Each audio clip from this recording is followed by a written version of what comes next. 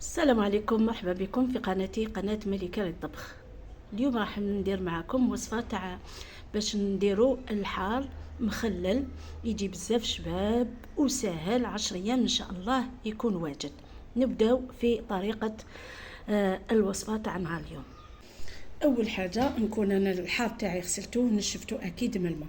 واش راح ندير له؟ نشد الموس وندير له هكذا بهذه الطريقه حتى لتحت هكذا. وانا راح ندير اليوم هذا الحار اللي راكم تشوفوا فيه. مانيش راح ندير الخضر هذاك اللي يجي فونسي، حبيت ندير هذا الحار تاني يجي بزاف بنين.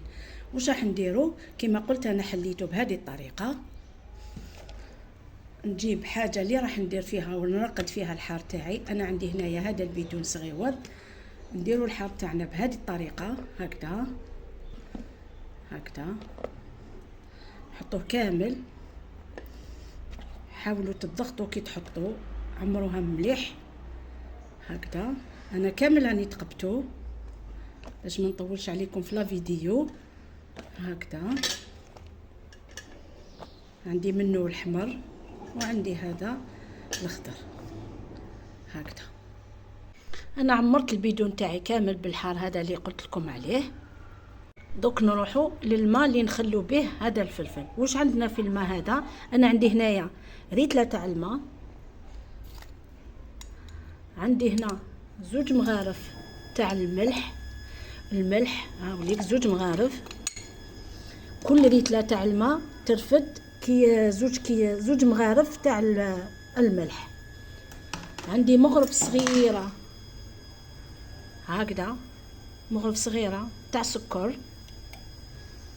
وعندي شويه لاسيد سيدريك هاكو تشوفوا، هاي لك ما نديرهاش ميم با كامل، ها شويه برك. نخلط هذاك الملح، شوفوا بهذه الطريقه هكذا. هنا خلطت الماء ديالي هاوليك. نجيب الفلفل ديالي بهذه الطريقه.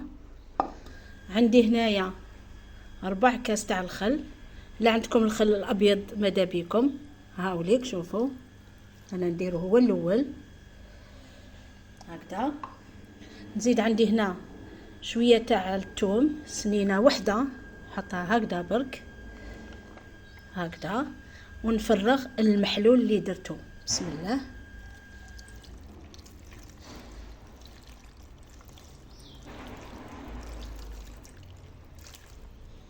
بهذه الطريقه.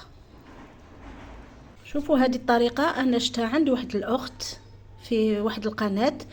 هنايا عندي هنا هادو ورق تاع الليمون ولا تاع البرتقال المتوفر، حطوه من الفوق. هذه الطريقه يقعد لكم الحار ولا الزيتون ولا اي حاجه درتوها رقدتوها تقعد محافظه على روحها هكذا. انا درتهم هكذا، حطيت لهم هذا تاني مطرق تاع البرتقال تاني، ونضغط نغلق عليها.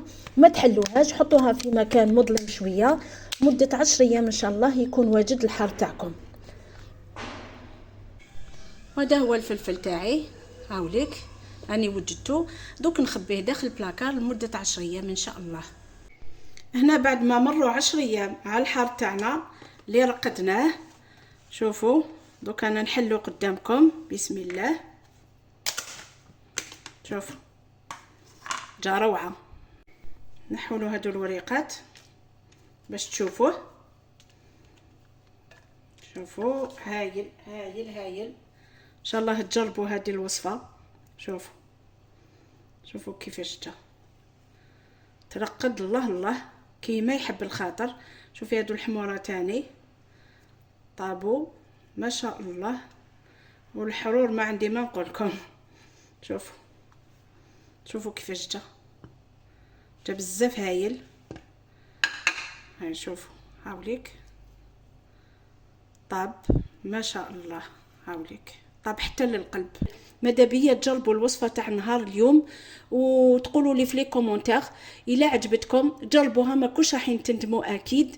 ونقول لكم على الاخر تهلاو في روحكم، والسلام عليكم في وصفه من وصفات واحده اخرى من مطبخ ملكه. سلام.